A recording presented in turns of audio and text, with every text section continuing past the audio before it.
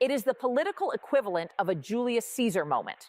For 5 years, J.D. Vance has been the loyal soldier. He was the attack dog. He was the man who went on television to defend the indefensible, who smoothed over the rough edges of MAGA for the donors, and who stood silently behind the president while the world burned. But this morning, Saturday, January 31st, 2026, the silence ended, and the loyalty died. Referring specifically to the catastrophic ICE raid on the Holy Grace Tabernacle in Dallas, where federal agents tear-gassed children in a church basement, Vance used a word that is forbidden in Trump's White House: mistake. He called the raid an operational failure. He admitted that the administration has lost control of the narrative. And in the most damning segment of the tape, he told a room full of panicked donors that he is personally stepping in to clean up the mess because the current strategy is a suicide pact. This is not a gaffe, this is a coup. President Trump, already isolated in the residence following the Davos disaster, the Japan bond crash, and the Florida polling collapse, is reportedly livid. He is calling Vance a snake and a traitor. But he is realizing a terrifying truth. He cannot fire the vice president. In this massive deep dive special report, we are going to play you the audio that is ending the Trump presidency. We are going to expose the shadow campaign that Vance and his Silicon Valley backers, led by Peter Thiel, have been building for months. And we are going to explain why this betrayal is the first legal step toward the invocation of the 25th Amendment. The captain is going down with the ship, but the first mate just launched the lifeboat. To understand the magnitude of this betrayal, we have to look at the setting. While Washington, D.C. was paralyzed by the Make America Go Away protests yesterday, J.D. Vance quietly slipped away to Ohio. The official schedule said family time. The reality was a frantic emergency summit with the Republican Party's mega donors at a private estate in New Albany. These are the people who fund the super PACs. The energy tycoons, the crypto billionaires, the manufacturing giants, they are terrified. The Japan crash wiped out their portfolios. The Canada blockade is killing their supply chains. The Holy Grace raid is alienating their Christian employees. They demanded answers, and Vance gave them the truth. The audio was leaked to Politico and the New York Times by a donor in the room who felt the public needed to know. Here is the transcript of the key segment, donor question. Mr. Vice President, we are getting killed out here. The boycott is real. The markets are broken. And watching feds storm a church in Texas, that looks like tyranny. Is the president listening to anyone? J.D. Vance. Look, I'm not going to sit here and tell you that everything is going according to plan. It's not. The raid in Dallas was a mistake. It was an operational failure of the highest order. You don't use tear gas in a sanctuary. That is not who we are, and it's not what we promised. Donor. Does the president understand that? Vance. Pause. The president is incredibly focused on the fight, but sometimes in the heat of the battle, you lose sight of the collateral damage. That is why I am stepping in. I have spoken to the Attorney General. We are reviewing the protocols for these tactical teams immediately. We are going to stop the bleeding. If the current strategy is a suicide pact, I'm not signing it. Let's analyze that. Operational failure. Trump defended the raid. He called the pastor a coyote. Vance just called Trump's defense a lie. I am stepping in. He didn't say, the president has asked me to help. He said, I am stepping in. He is asserting executive authority over the president's head. He is telling the donors that he is now the de facto CEO of the government. Suicide pact. This is the kill shot. He is framing loyalty to Trump as political suicide. He is giving the donors permission to abandon Trump to save the party. This leak wasn't an accident. J.D. Vance is a disciplined operator. He knew there were phones in that room. He wanted this out. He wanted the world to know that he is the adult in the room while Trump is the mad king. The scene inside the White House this morning is being described as volatile. Trump woke up to the headlines. Vance breaks ranks. VP calls raid a mistake. For a man who demands absolute loyalty, this is the ultimate sin.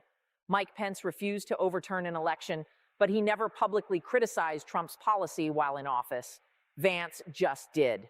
Sources say Trump tried to summon Vance to the Oval Office. Vance refused.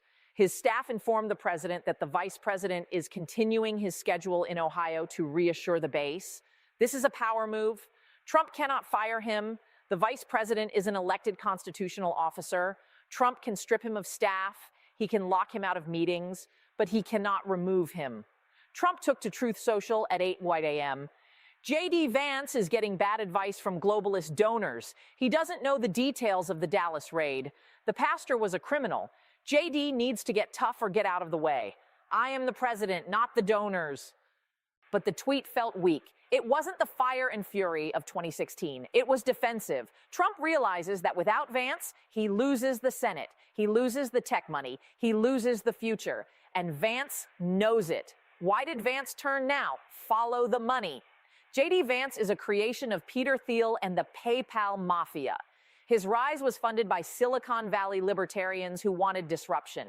But they wanted creative disruption, not economic collapse. The Great American Boycott we discussed yesterday is killing big tech. The EU threatening to ban U.S. data transfers, the anti-coercion instrument, is an existential threat to Facebook, Google, and Palantir. If the EU turns off the data tap, Silicon Valley loses 30% of its revenue. Sources in the tech world tell us that Peter Thiel and Elon Musk had a come-to-Jesus meeting with Vance earlier this week. The message was simple. The Trump experiment has failed. He is destroying the capital markets. He is destroying the brand. You need to save the vehicle. Vance is the bridge between MAGA and the money. The money just told him to dump MAGA to save the economy. His comments in Ohio were a signal to the markets. Don't sell everything yet. I'm taking over. And look at the markets this morning. Stocks rallied slightly on the news of the leak. The algorithm likes Vance. It hates Trump. That is a dangerous dynamic for the president. When Wall Street votes for your replacement with green candles, your days are numbered. We have to talk about the constitutional mechanism that is now on the table. The 25th Amendment, Section 4. It allows the vice president and a majority of the cabinet to declare the president unable to discharge the powers and duties of his office. Until today, this was a fantasy. You need the VP to lead it. Now, the VP has signaled he is willing to break with the president. Is he counting votes? Let's look at the cabinet. Secretary of State, Rubio, humiliated by the vassal tweet, probably a yes. Secretary of Treasury, terrified by the Japan bond crash, probably a yes. Secretary of Defense, furious about the Sarah Jenkins shooting and the abuse of the military, definitely a yes. Vance doesn't need to invoke it today. He just needs to dangle it. He is telling Trump, I have the pistol in my pocket, let me run the government or I pull the trigger. This is a soft coup. Vance effectively becomes the acting president. Trump becomes the ceremonial tweeter. The bureaucracy will stop listening to Trump's orders and start sending everything to Vance's office for review. We are witnessing the neutering of the presidency in real time. The Holy Grace raid was the catalyst because it split the base. Vance is a Catholic convert. He understands the religious right better than Trump does. He knows that tear gassing a nursery is a red line for evangelicals. By calling it a mistake, Vance is siding with the church against the state. He is telling the Christians, I am one of you. Trump is just a chaos agent. This allows the base to abandon Trump without abandoning the party. They can say, we support the Trump-Vance policies, but Trump himself has lost his way. We need Vance to finish the job. It is a brilliant Machiavellian political maneuver. He is stealing the MAGA movement from its founder. He is banking on the fact that the voters are tired. They loved the drama in 2016. In 2026, with gas at $6 and nurses getting shot, they just want stability. Vance offers MAGA without the madness. How is the world reacting to this leak? Relief. European diplomats are reading the transcript of the Ohio tapes like it's scripture. They see an opening. If Vance is stepping in, maybe the trade wars can end. Maybe the Greenland threats will stop. Maybe the vassal insults will stop. We are hearing that the German foreign minister has already reached out to Vance's office, bypassing the State Department, to discuss de-escalation. This confirms the shadow presidency. Foreign leaders are betting on Vance. They are ignoring Trump. When foreign powers stop talking to the president and start talking to the VP, the power shift is complete.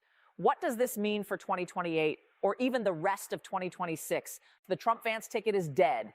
They cannot campaign together. Imagine a rally, Trump shouting, "It was a great raid," Vance standing next to him saying, "It was a mistake." It's impossible. Vance is positioning himself for the nomination now. He isn't waiting for 2028. He knows that if the midterms in November are a total wipeout, as the Florida poll predicts, the party will blame Trump. Vance wants to be the guy who tried to save them. He is setting up the narrative. I tried to fix it, but he wouldn't listen. This is the end of the unitary executive. The White House is now a house divided, and a house divided cannot stand, especially when the sheriff is seizing the furniture and the protesters are at the gate. J.D. Vance looked at the sinking ship of the Trump presidency. He looked at the iceberg, the boycott, the crash, the church raid, and he decided he wasn't going to drown. He threw the president under the bus to save the party. It was cold, it was calculated, it was brutal, and it was probably the smartest political move of the year. Donald Trump is now fighting a war on 3 fronts: the Democrats' protesters outside the gate, the world leaders' economy overseas, his own vice president inside the House. He cannot win all 3. In fact, history suggests he won't win any of them. Subscribe.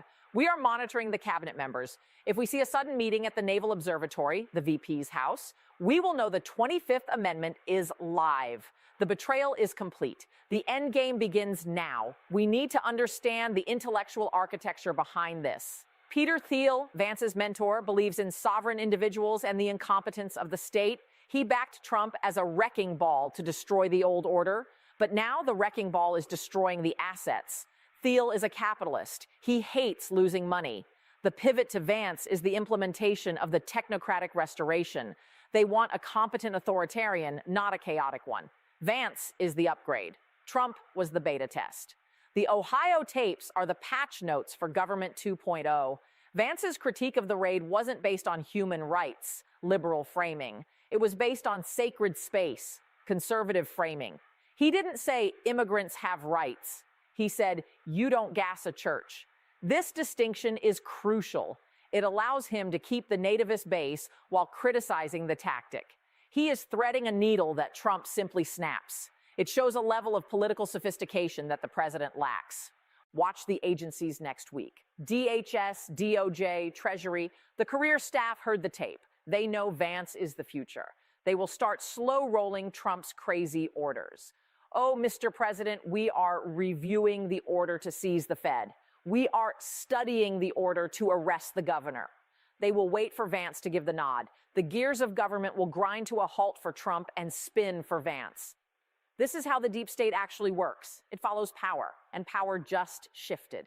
The leak was the signal. The Make America Go Away movement just got a high-level ally.